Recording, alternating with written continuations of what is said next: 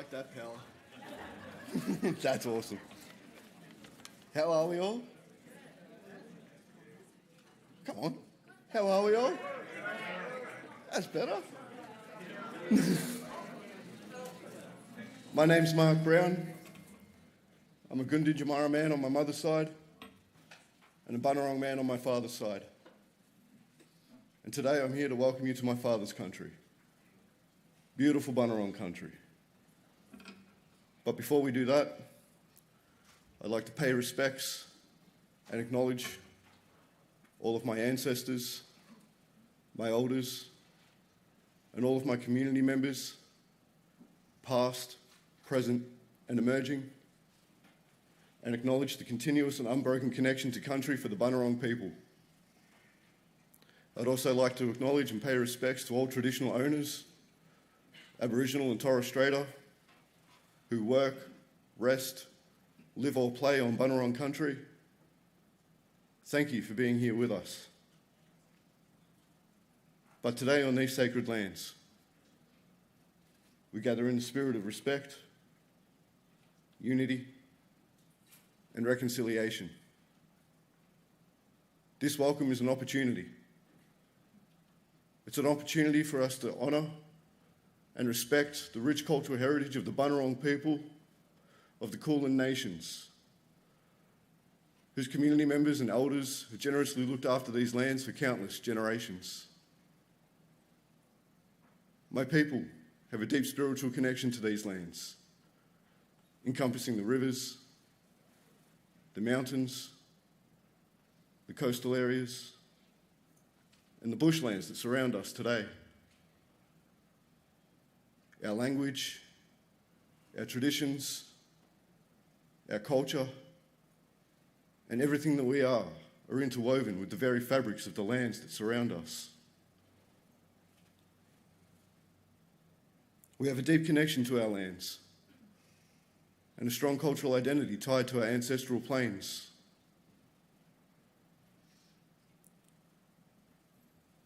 Our traditions and our language are a reflection of the profound knowledge and ongoing wisdom and custodianships of our elders and our ancestors that passed these down to us, along with the knowledge of how to look after, maintain country and our communities. Everything that they do and everything that they are is an inspiration for us all. We stand here today in acknowledgement and gratitude for all of our elders and community members who have generously looked after these lands for countless generations. Their resilience, their wisdom, their guidance, and their commitment to preserving and revitalising Bunurong country is an inspiration for us all. As we gather here, we recognise that this welcome is a part of our shared journey. It's a shared journey of reconciliation. And it's a shared journey of understanding. By acknowledging and encompassing the rich cultural heritage and traditions of the Bunurong people, we strive to foster mutual respect, cultural exchange, and a celebration of diversities. May this welcome to country deepen our appreciation for the wisdom of the Bunurong people and strengthen all of our connections to these ancient lands as we move forward together as a unit and a family. On behalf of all those present here today, I extend my heartfelt welcome. May our time together be filled with reverence, learning, and a renewed commitment to honouring and cherishing the Bunurong people, our culture and our heritage, but more importantly, the sacred lands on which we stand. Wamanjenka. Wamanjenka Balakiaka. Ngata Bunurong Balak Bikbik. Welcome. Welcome to beautiful Bunurong country. walker with soft feet and an open heart. Thank you.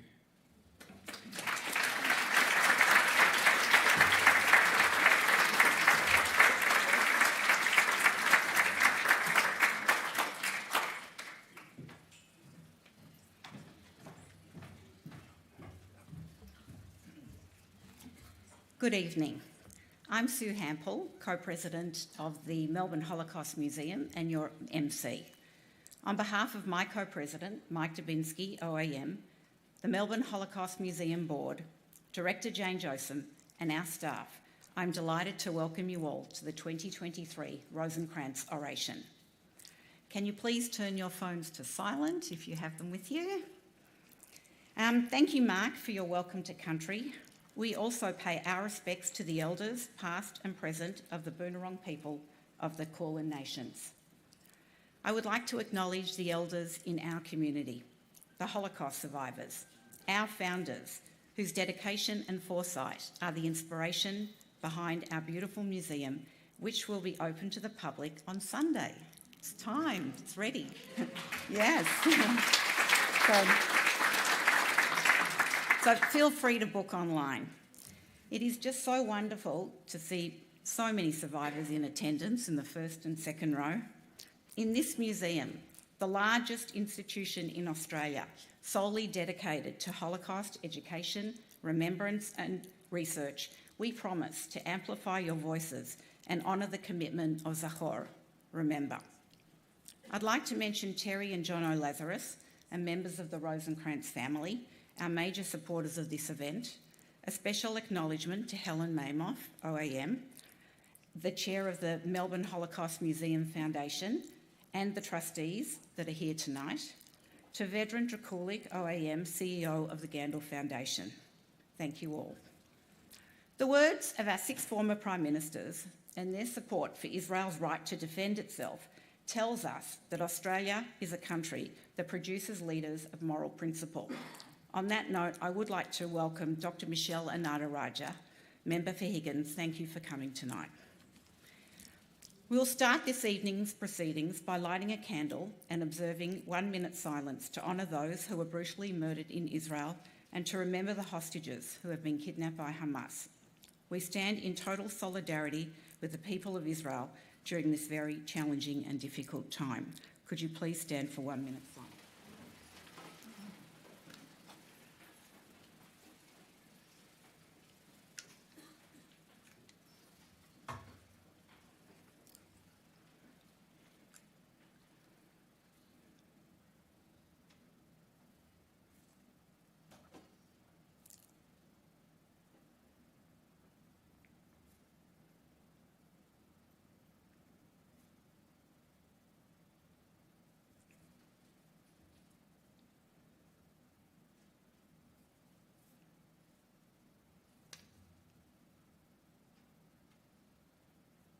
Thank you. And a final welcome to our community leaders, rabbis, and all of you who have come tonight. The annual Rosenkranz Oration was created in 2008 in memory of Betty Rosenkranz and to honour the legacy of Shmuel Rosenkranz as the second president of the museum. An eyewitness to Kristallnacht, Shmuel came to Australia deeply committed to Holocaust remembrance and education. Thank you to the Goldman and Lazarus families for enabling us to continue with your grandfather's legacy. Your support assists us in bringing experts from around the world to Melbourne to share their knowledge with us. The events that took place on Kristallnacht 85 years ago marked a turning point in the history of the Holocaust, and we are deeply aware of the echoes and reverberations of history. As we look at the world today, where hate, discrimination and antisemitism abound, we must ask ourselves the question, have we learned anything from the past 85 years? I hope that you read today's Australian. You've probably all seen it over here, but if you haven't, I suggest you have a look. As A.B. Goldberg states, loudly, A.B., thank you, loudly and clearly on the front page, Australian survivors have done something they have never done before. Over 100 survivors made a collective statement written directly to the people of Australia. And here is just a little part of that statement. Never did we think that we could witness a reenactment of the senseless and virulent hatred of Jews that we faced in Europe. The actions of Hamas are so familiar, so barbaric, yet instead of condemning this, the response across the globe is a shameful spike in anti-Semitism.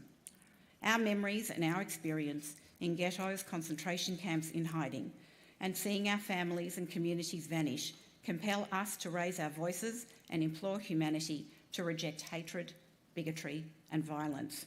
We cannot allow history to repeat itself. In the face of adversity, we have learnt the importance of resilience, unity, and hope. We believe in the power of education and remembrance to prevent the atrocities of the past from occurring again. Together we can strive for a world where every individual, regardless of their faith, regardless of their cultural background, can live in peace and security. We ask all Australians to denounce the anti-Semitism and hatred we see today in our beautiful country and across the globe. We ask you to stand with us. The powerful words of these Holocaust survivors have resonated across Australia. And thank you to child survivor and community stalwart Nina Bassett AM for leading this initiative. Your courage and the courage and spirit of all of our survivors continues to inspire us.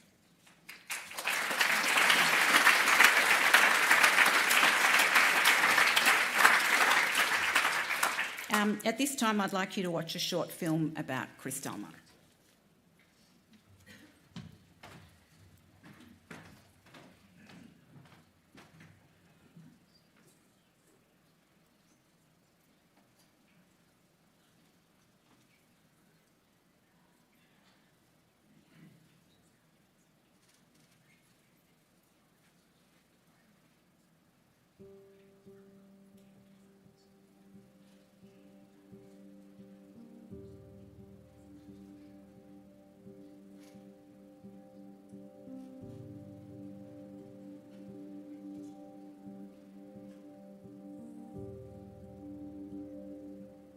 I had Polish Jewish classmates in the co-educational college. One day they were there, the next day they had to leave for Poland. They had to flee, because they were ausgewiesen, they had to leave, deported, yeah.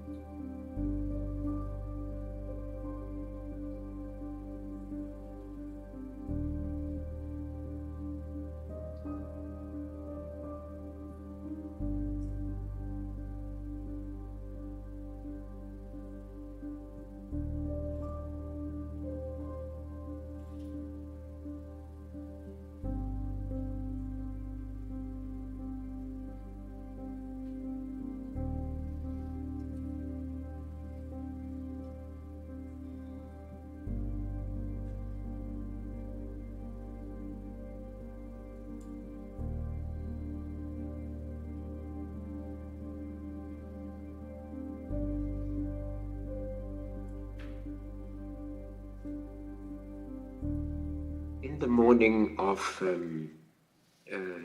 the night, the headmaster of a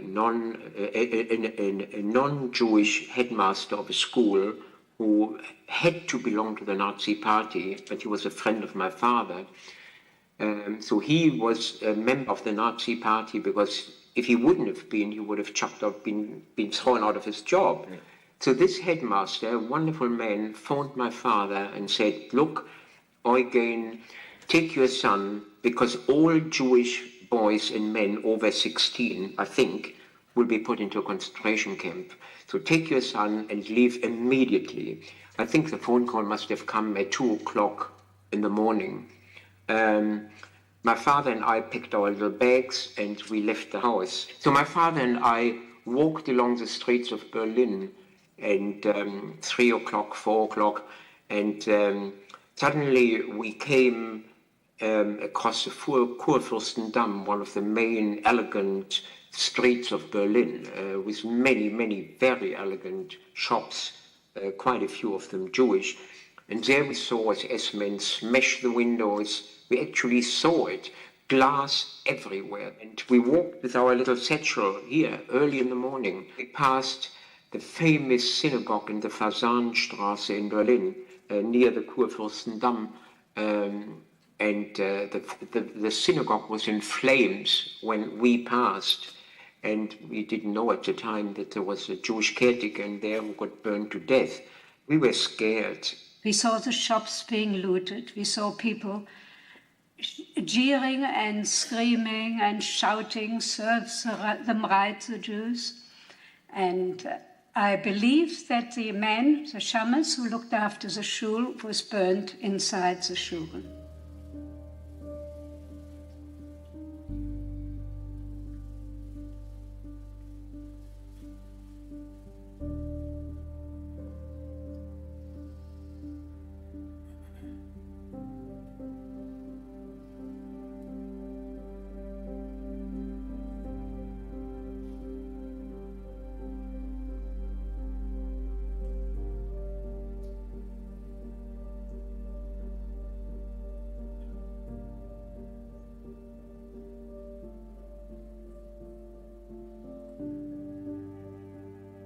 At night, at 11 o'clock, 2 very hefty boxer-type SR people came to find out where my parents were. And they searched the house, they searched the cupboards, they searched the wardrobes, under the beds. They forced me to telephone my aunt or relatives, just to find out if perhaps my parents would be there. So I rang up, and my aunt, who was the widow of a rabbi, answered the telephone, and I said, "Oh, don't you really know where they are? I'm so worried," and hang up. And the Gestapo said to me, or the SR said to me, "You cheeky brat, if you don't tell us where your parents are, we will take you along. Make sure that they'll stay home next time we're here."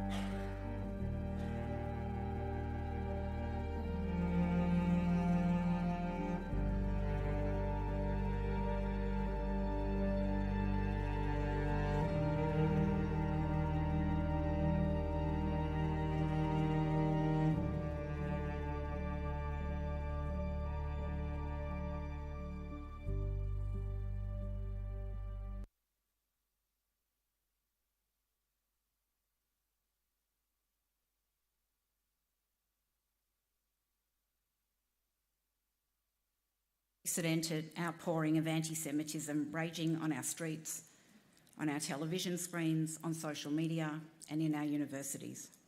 We are all concerned about the online upsurge of anti-Semitic messages, disinformation, and hate speech, which threatens the very cohesion that binds our democratic societies together.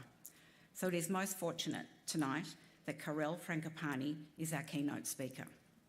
In his role at UNESCO, Karel has worked tirelessly campaigning against racism, anti-Semitism, and violent extremism. He leads activities relating to genocide prevention and hate speech.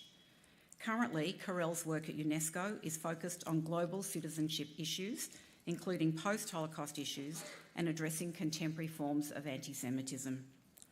UNESCO works with countries to develop programs that foster understanding of the causes and consequences of the Holocaust, how genocides happen, and to encourage a constructive engagement in today's societies. UNESCO provides guidance and tools to support textbook and curriculum revision and promote appropriate and relevant pedagogies. Prior to joining UNESCO, Karel served as a policy officer at the French Ministry of Foreign Affairs and head of the Department of International Relations of the Shoah Memoriale in Paris. He was the first executive secretary of the International Holocaust Remembrance Alliance, IRA, and in this capacity worked for the governments of the United States, Italy, Poland, Hungary, and the Czech Republic. You have been very busy, Karel. We are delighted that you have travelled across the globe. He actually came from Nigeria to Paris and then from Copenhagen to Melbourne, and next week's Brazil, to deliver the 2023 Betty and Shmuel Rosenkranz Oration, and the topic is Combating Hate Speech in the Digital Age. It is my pleasure to welcome you to deliver tonight's address.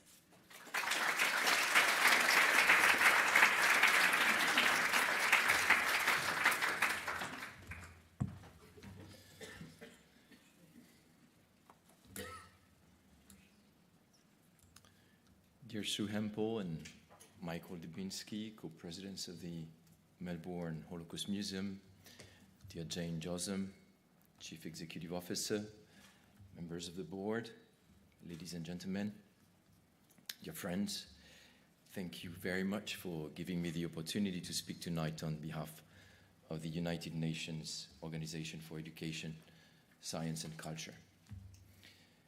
These are turbulent and frightening times, and I want from the outset to acknowledge the anguish and the feeling of loneliness that so many people feel as Jewish communities across the world are facing what may be an unprecedented wave of global anti-Semitism.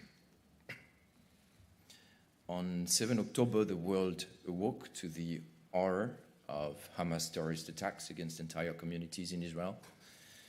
On that day, it was not the symbols of the Israeli nation or its army that were targeted. It was men, women, and children, random and peaceful citizens, young people partying, who were massacred.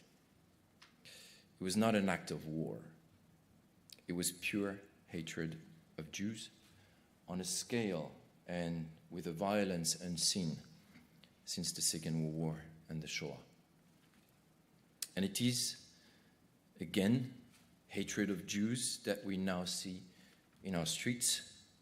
People threatened, insulted, attacked, Jewish representatives isolated, and the 7 October massacre already minimized, excused, if not already conveniently forgotten. I confess that I stand before you with a deep sense of uncertainty and sadness as we are witnessing a situation probably unique of its kind. Ladies and gentlemen, the United Nations Charter states our faith in fundamental human rights, in the dignity and worth of the human person. This is a simple but powerful and universal message. All human beings are born equal in dignity. This is the message of the Universal Declaration of Human Rights, adopted in 1948, as well as the Genocide Convention, adopted the same year under the shadow of the Holocaust. This message is at the core of UNESCO's mission, founded to build peace in the minds of women and men. And that is why I'm delighted to have the honor of speaking on this day of commemoration. As we just saw, the so-called Kristallnacht pogrom was a turning point in the state-sponsored persecution of the Jews in the territories of the German Reich. Thousands of shops were destroyed and looted, hundreds of synagogues torched, cemeteries desecrated, Jews beaten up and publicly humiliated, rapes and murders by SMN and rioters claiming probably hundreds of lives, suicides, imprisonment at a massive scale. More than 30,000 Jewish men were arrested by the SS and the Gestapo, leading to more violence in camps and in prisons, and to hundreds of deaths. This was not enough.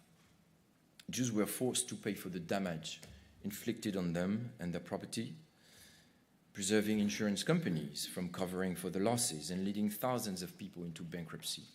These were days of terror, and it was terror with a purpose. Kristallnacht was an opportunity to remove the Jewish population from social, economic, and cultural life through new legislation enacted in the aftermath of the pogrom and through forced immigration, eventually leading to a major refugee crisis. Kristallnacht was a first step towards tougher measures to come and a plain reflection of the intentions of the regime, which would eventually culminate in genocide in the context of the Second World War. Kristallnacht was a dramatic turning point for the Jews of Germany and a successful test for the Nazis. The passive reaction of the German population made it clear that a more radical policy could be implemented. The message was unequivocal. No one is going to stand for you. At a time when antisemitism, racism, hate speech, and disinformation spread like wildfire on digital platforms, at a time when efforts to reason and dialogue are covered up by the vociferations of those who want to divide our societies and destroy the rule of law, when conspiracy myths and casting doubt on scientific and historical truths take over from critical thinking, when in democracies demagogy, populism, scapegoating become mainstream political discourse, this question becomes more relevant than ever. Will we be able to stand for the persecuted and the unwanted? If it comes to the worst, will we be able to stand for the values we treasure?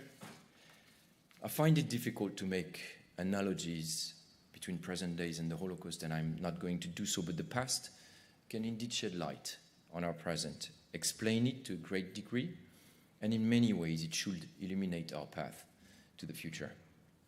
A commemorative day like today is indeed an opportunity for us to reflect on the power of hate and its devastating consequences, on the dangers that lie ahead within ourselves and our societies, as well as on our individual and collective capacities to resist and to act to prevent the worst from happening again and again as it does.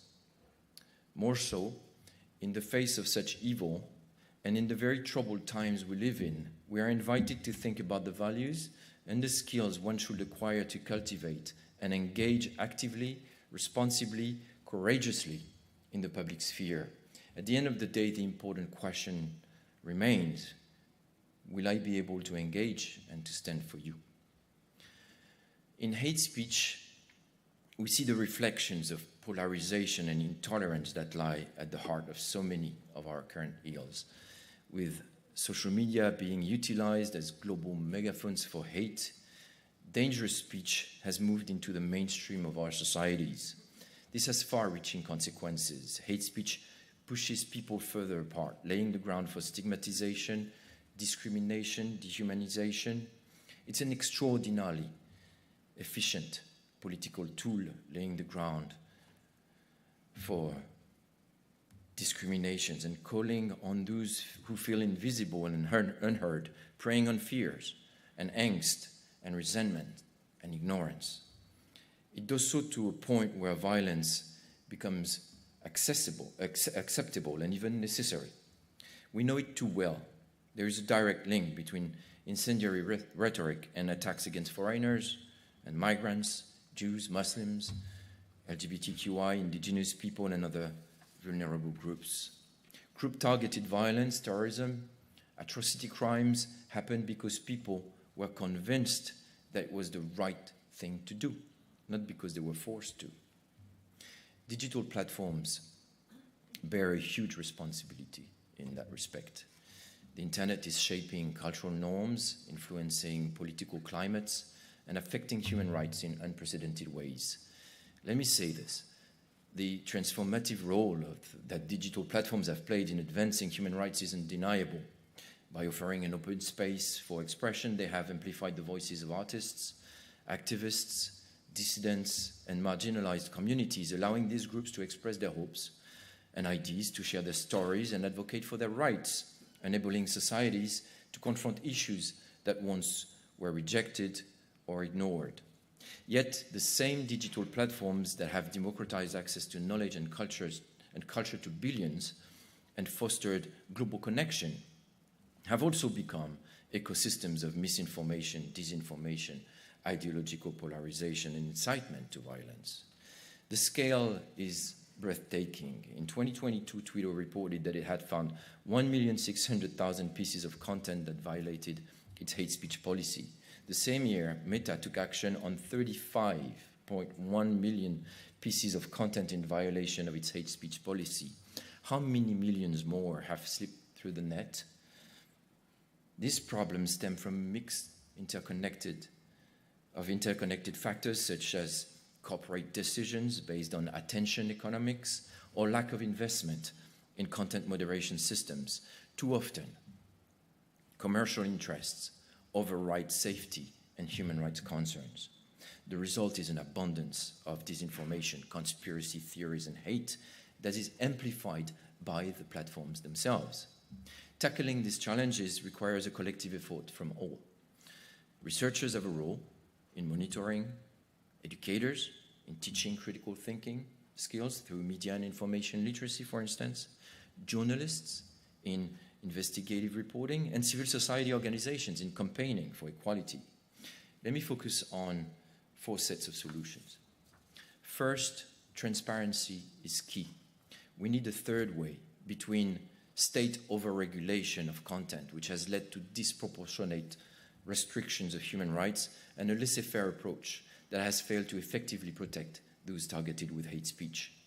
Digital platforms must recognize they have an obligation to protect human rights and provide greater transparency about due diligence for their operations, such as in the context of elections or conflict. We all remember the role played by Facebook in facilitating incitement ahead of atrocities perpetrated against the Rohingya. We know how states can mobilize social media for destabilization purposes. 2 years ago, UNESCO, working with the United Nations and the World Jewish Congress, found that nearly half of all content related to the Holocaust on Telegram was anti-Semitic, 80% in the German language, nearly 1 in 5 on Twitter, 10% on Facebook. These figures are unacceptable. We therefore engage with Facebook and with TikTok to raise their awareness and to make sure that users confronted with content denying or distorting the Holocaust will be redirected towards a trusted source of information.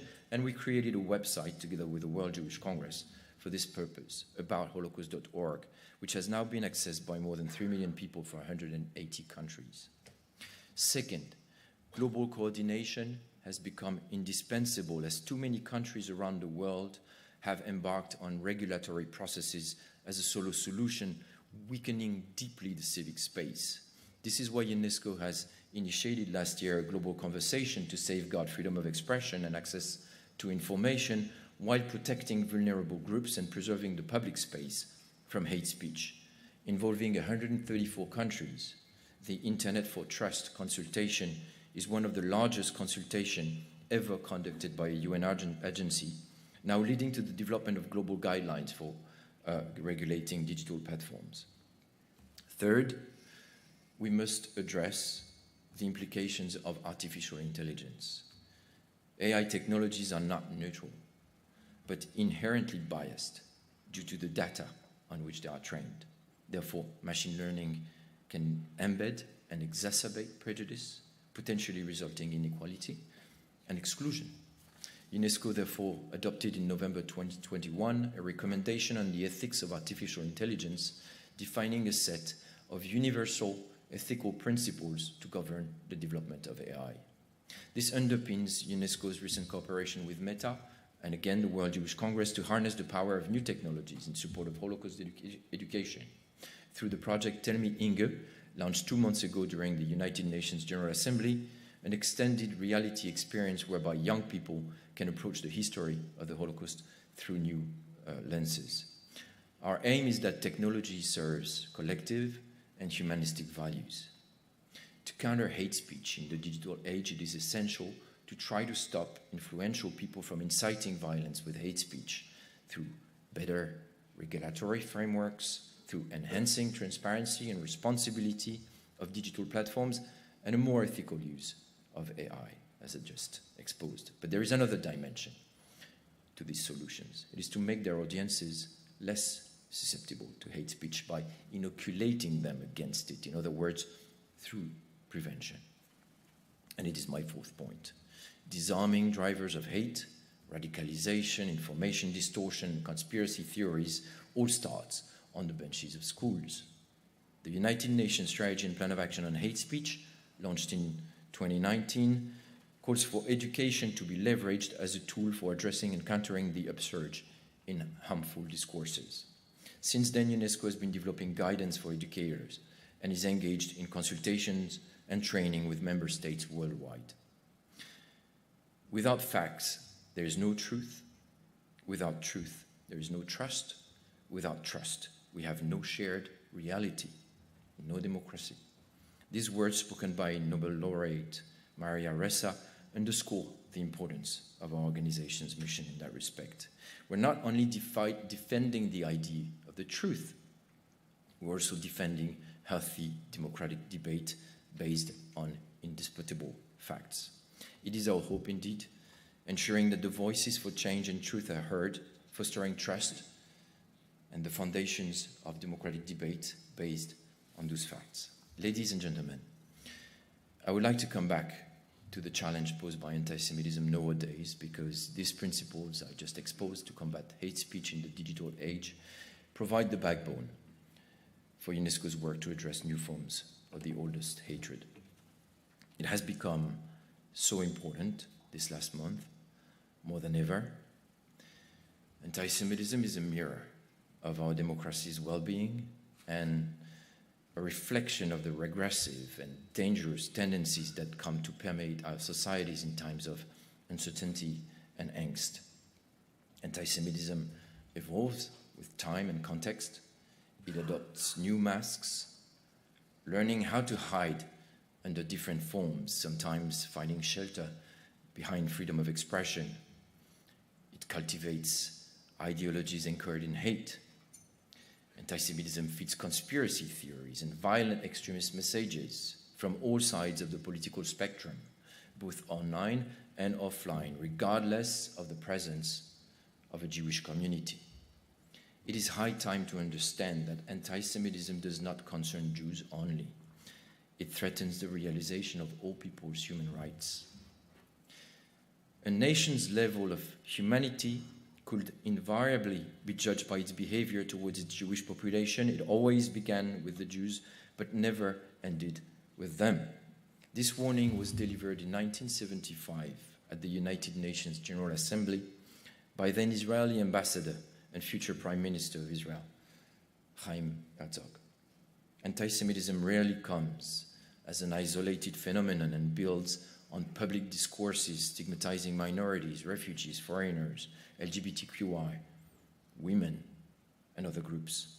It builds on distortions of history and attempts to relativize and minimize the scope, the impact, and the complex realities of the Holocaust, accusing the victims for being responsible for their own fate, blurring local responsibilities in the perpetration of the crimes, accusing Jews of exploiting the history of the genocide for financial or political gain, or for the benefit of the State of Israel, equating the Holocaust to other events without any regard for the integrity of history or the sufferings of the victims, such as seen so many times during the COVID period. It also expresses itself, and it is very clear these days, in the form of demonization of Israel, seeking to delegitimize its very existence. Let me quote the philosopher Vladimir Yankelevich. He wrote with irony already in 1968, anti-Zionism is a godsend because it gives us permission and even the right and even the duty to be anti-Semitic in the name of democracy. Anti-Zionism is justified anti-Semitism, finally within everyone's reach. It is permission to be democratically anti-Semitic. What if the Jews were Nazis themselves? That would be wonderful. There would be no need to pity them. They would have earned their fate. This is today's reality. This calls for action. Political leadership at local, national, and global levels must name anti-Semitic violence under all its forms and speak clearly against it. It's not the case. Not enough.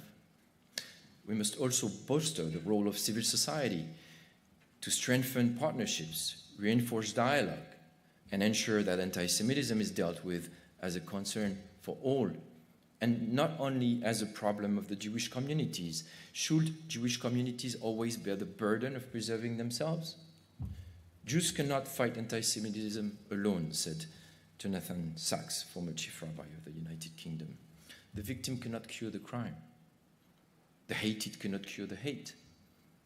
The only people who can successfully combat anti-Semitism are those active in the cultures that abhor it. At UNESCO, we believe that the prevention of anti-Semitism is both an immediate security imperative for Jewish communities worldwide and a long-term investment to promote human rights. We believe that education is paramount in that respect. Firstly, we must ensure that education systems build students' resilience to all types of prejudice and to anti-Semitism as a specific form of hatred. This must be recognized. Second, we must teach about anti-Semitism, its history, nature, various manifestations to be able to recognize it. We must also teach about the history and cultures of the Jewish people to foster understanding and respect. And thirdly, we must respond effectively to anti-Semitism in educational settings, including in tertiary education. Too few countries are committed to this essential task. That is why UNESCO is stepping up its education programs around the world to combat the deadly ideologies that are grounded in anti-Semitism.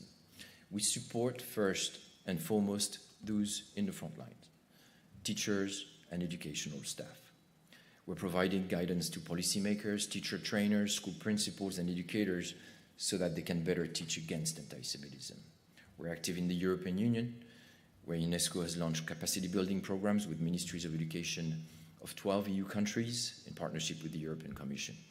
We're also working closely with the American Jewish Committee, the University of Southern California, and the American Federation of Teachers to train teachers and teacher trainers in the United States, thousands of them. Soon, we will release an online course on anti-Semitism to provide educators globally with more opportunities for training. But because education concerns everyone, UNESCO has also developed resources that are useful for all civil society. Last year, in partnership with the B'nai B'rith and the Institute for Strategic Dialogue, we published a report on online anti-Semitism for civil society professionals and especially for Jewish organizations, in fact. We're now working with the World Jewish Congress, the American Jewish Committee, and the B'nai B'rith to develop training workshops for European and North American civil society organizations who wish to build their capacities to better fight against anti-Semitism. We need new and innovative strategies to provide all people with knowledge about anti-Semitism and about Jewish culture and history, to help them grasp the mechanisms of scapegoating and to reject anti-Semitism, and also to enhance intercultural competencies and make the most of diversity. The same spirit underpins UNESCO's program to support Holocaust and genocide education worldwide, implemented in partnership with the United States Holocaust Memorial Museum, to stimulate new policies, new pedagogies in all continents, involving at the moment countries as diverse as Brazil, Cambodia, Colombia, Greece, Rwanda, India, Morocco. I was 2 weeks ago in Lagos, Nigeria, with the highest education authorities to develop a peace education curriculum based on Holocaust and genocide education. In countries struggling with a history of atrocity crimes and ethnic and religious conflicts, this education is more than relevant. We must make the most of the power of education for human rights and tolerance and for new forms of global solidarity, online and offline. I'm so pleased to be with you this week in Australia. It's a wonderful country, and we live comfortably in this part of the world. And I too was born and raised in a wealthy and safe continent where human rights are overall protected, where ideas and information flow freely, where no one dies of hunger, and where one should, in general, not fear the authorities. Sometimes, though, the veneer of our civilization, of our liberal, rational, and democratic systems, and the values that underpin them, crack brutally. I sometimes recall the voice which I heard on a police recording 10 years ago of the French killer, Mohamed Merah, a 23-year-old Al-Qaeda affiliate who assassinated four French soldiers and, armed with a machine gun and a GoPro camera, went into a Jewish school, grabbed a little girl by the hair, shot her in the head, point blank, and then went on and killed 2 other children and a teacher. Just a few hours before the police assault that eventually costed him his life, he said calmly and firmly to the negotiator, "I'm not afraid of dying. I love death as much as you love life. Moi, la mort, je l'aime comme vous aimez la vie."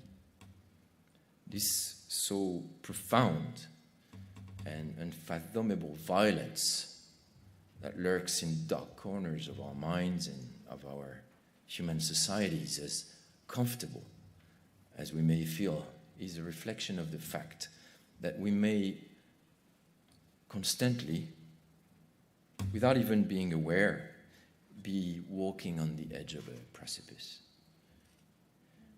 Killing small children for no other reason than they are Jewish, and by his own admission, out of pure hatred to avenge Palestinian children, he said. Wasn't this execution-style killing reminiscent of the gesture of the SS killing a child in a ghetto of occupied Poland? Of course, a few fanatics showed support for this monstrous attack, but it is much more worrying. So many in the public showed total indifference. Were they somehow thinking that those kids had brought death upon themselves? Why was it so difficult for part of the media and the leadership to say right from the outset what we all already knew? These children were chosen to be killed because they were Jewish. The anti-Semitic motive was so obvious, and yet it took hours, days, before it was clearly stated. The killings didn't give rise to big demonstrations in the streets. Hadn't the children been Jewish, what would have been the reaction? I find this question absolutely frightening because I think I know the answer. And I know also how this resonates today. Did we actually wittingly choose to close our eyes to the fact that today in Europe, and we've seen it since then elsewhere, small Jewish children can once again be killed for no other reason than what they were born? Yes, the unthinkable is possible. Yes, at the hands of violent extremists or tyrants, but only because indifference and cowardice allow them to move their opponents forward. So perhaps walking uncertainly on the edge of this precipice is a fundamental characteristic of the human condition. And perhaps our work as educators, as politicians, as community leaders, is just to keep us on track, walking straight on this edge, and prevent us from falling into the abyss of violence which, at moments, penetrates our universe to show its monstrous and yet so familiar face. Is there a more noble and important task than the work of this museum? Is there a more difficult work and nonetheless more indispensable one than pursuing your mission, Jane, in these challenging times? And can we go on and do our business as usual? No, I don't think so. I think we need education which shakes our certainties, our personal biases and beliefs, which questions the inner structures of the societies we live in, the injustices that may underpin its very foundation, which prompts us to question our relations to authority. We know, and this is perhaps a lesson to learn from the history of Europe and the Nazi Germany, that culture, knowledge, the love of the arts are not insurmountable bulwarks against hate, and certainly not against a mutating hate like antisemitism, which keeps coming in waves under different guises. I'm not saying in any way that we must call into question our belief in the ever-needed progress of humanity through the benefits of education and the rule of law based on the philosophy of human rights. I'm just saying that culture and education will serve this ideal purpose only if infused with a profound sense of the dignity of every human being and a sense of commitment and critical thinking. Mahatma Gandhi said, in true democracy, every man and woman is taught to think for himself or herself. Critical thinking is key. We need education that is more open to the world and to others. We need education that shows humankind's tremendous intellectual and moral resources, as well as the infinite and yet so rarely expressed capacities for compassion and solidarity in the worst imaginable circumstances. And dear friends, we need Holocaust museums, such as the remarkable institution hosting us tonight, capable of carrying this universal message, calling on those coming within its walls and beyond to embrace humanity. At the same time, ladies and gentlemen, we need Holocaust museums proudly rooted in the history of the Jewish people, standing high to preserve the values that have kept the Jewish people unified throughout centuries and ready to protect its well-being now and in the future. It remains essential today, especially today as the Middle East is being engulfed in a terrible war, claiming yet again so many lives, as Israel brutally woke up on 7 October facing an existential danger, casting a shadow on the future of the Jewish people. At this time of global turmoil, your work has never been so important. Fundamentally, this is about defending humanity as a single community, sharing values and equal dignity. This has been UNESCO's message for nearly 80 years, and I heartily thank you for giving me the opportunity to recall it today.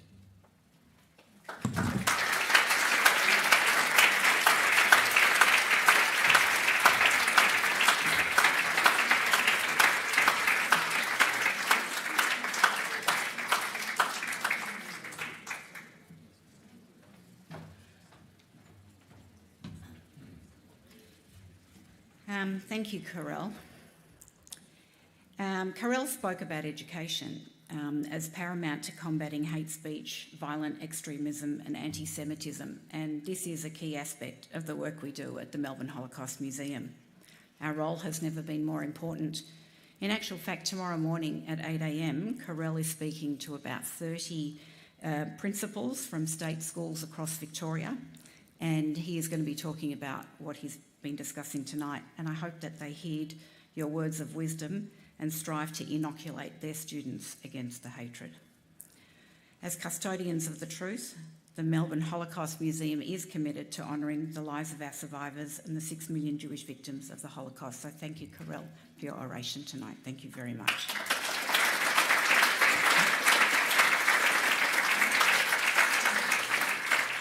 So for the last part of the evening, it is my pleasure to invite Karen Fellman, an accomplished Hebrew and Yiddish singer based in Melbourne, to the stage. She will sing Eli, Eli, followed by the partisan song and the Hatikva. Thank you, Karen.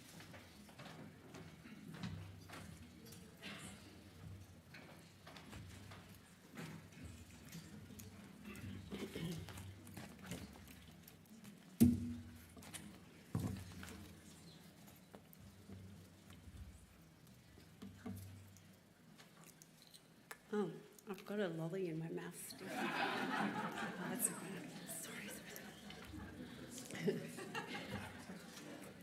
Sorry. Eli, שלא ייגמר לעולם, החול והים, רשרוש של המים, ברק השמיים, תפילת האדם, החול והים, רשרוש של המים, ברק השמיים, תפילת האדם. Oh Lord, my God, I pray that these things never end. The sand and the sea, the rush of the waters, the crash of heavens, the prayers of men, the sand and the sea, the rush of the waters, ברק השמיים, תפילת האדם.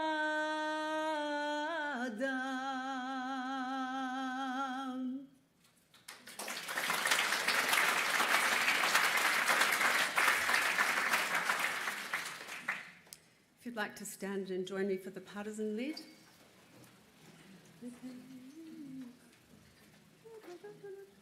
So niet kein Mal, als du gehst am letzten Weg, Gott Himmeln bleiene verstellen bleie Tag, kommen wird noch unser ausgebänkter Schor, es wird erpäupt an unser Trott mir seinen da, kommen wird noch unser ausgebänkter Schor, es wird erpäupt an unser Trott mir seinen da.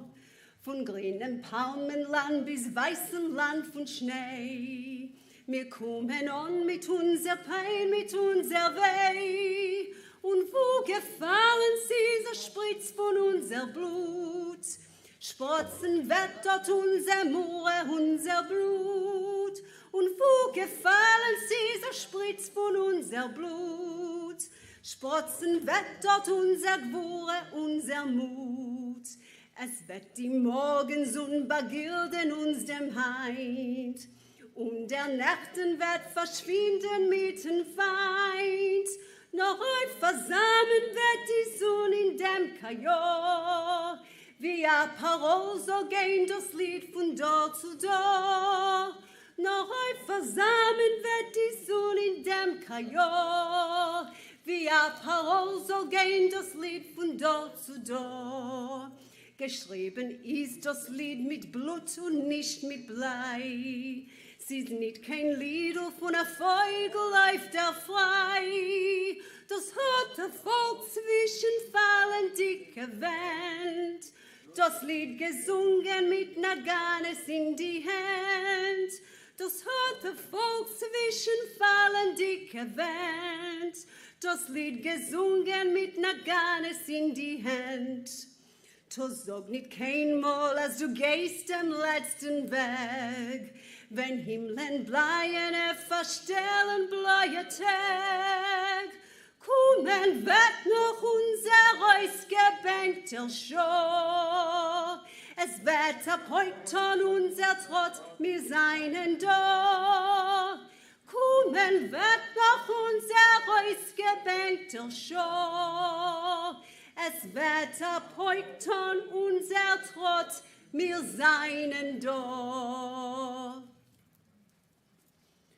Kolot balevav penima, nefesh Yehudi homia, vate mizrach kadima, ayin lezion Sophia, od lo avda tikvatenu, התקווה בת שנת 2000, להיות עם חופשי בארצנו, ארץ ציון ירושלים. להיות עם חופשי בארצנו, ארץ ציון ירושלים.